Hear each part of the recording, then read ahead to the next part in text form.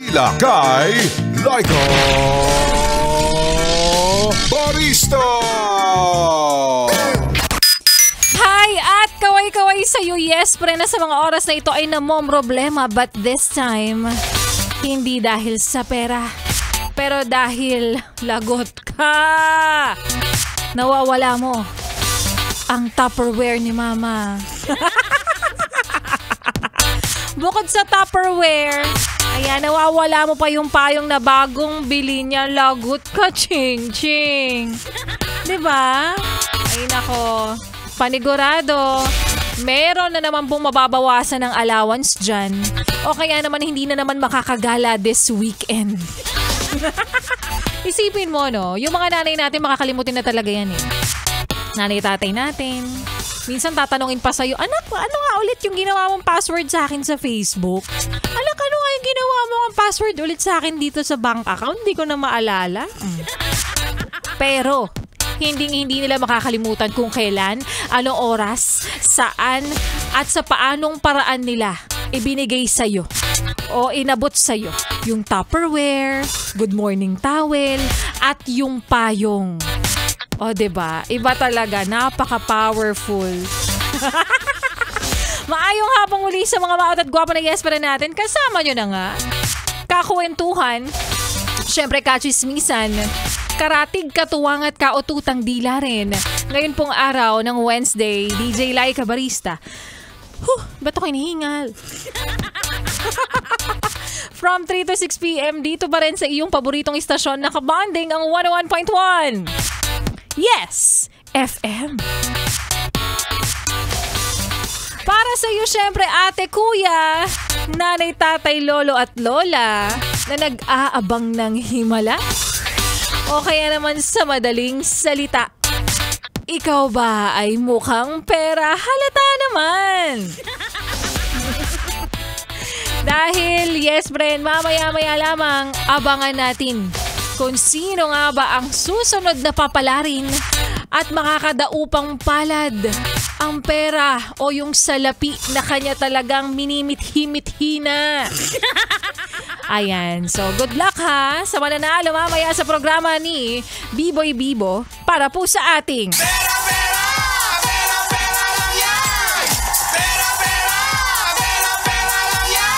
and of course, congratulations din sa nanalo kahapon kay Lawrence de Guzman at nanalo din nung Lunes si Ricardo Aguilar. Sila ay nanalo na ng tig 1,000 pesos.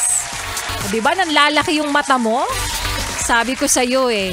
Hindi kami pang 200, hindi rin kami pang 500 pesos. 1,000 no? 1,000 yon. Oh, small thing, yes, thank you. Diba? Liit na bagay. Yabang naman taga-Yes FM. Ayan, at para sa Yes pero na naiinggit, nako, na nag-aabang na ikaw naman ang susunod na palarin, sumali ka na kasi. O kaya naman, mag-register na po ng iyong pangalan sa Pera-Pera Lang Yan na Facebook post po namin. Pinakamadaling paraan, puntahan mo lang ang Yes FM Manila Facebook page. Makikita mo na kagad yan sa unahan pa lang. Featured post na po kagad namin yan. Pera-Pera Lang Yan. Pag-click mo yan, yes, pero makikita mo po dyan sa comment section yung Google Form link. Huwag ka nang magreklamo. Kasi may mga ilan dyan nagsasabi, ang haba naman ng proseso, hindi mo pwedeng PM ko na lang yung name ko sa inyo. Pwede naman. Hindi nga lang natin sure kung maisasali natin yan. Kasi kailangan namin ng mga impormasyon mo, di ba? Kiklik mo lang yung link, yes, friend. Ikaw naman, ang dami-dami mga pinagkiklik na link eh. Link lang nasasali. Diyos ko. Tigilan mo ako.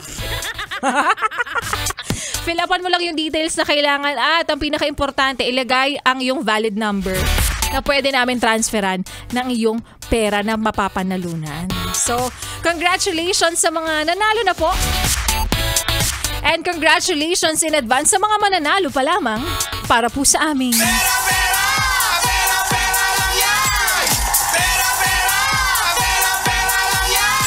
At magbabalik po, yes friends, si Laika Barista. Kaya naman, ang lambing ko lang naman kapalit po ng lahat ng ipinamimigay namin dito. Yung mga pa-shoutout nyo ng libre, hindi naman kami naniningil, di ba? Huwag mo nang ilipat ang iyong stasyon. Huwag mo na rin ipihit pa ang iyong talapihitan sa kalaban. Dahil mamaya, sa aking pagbabalik.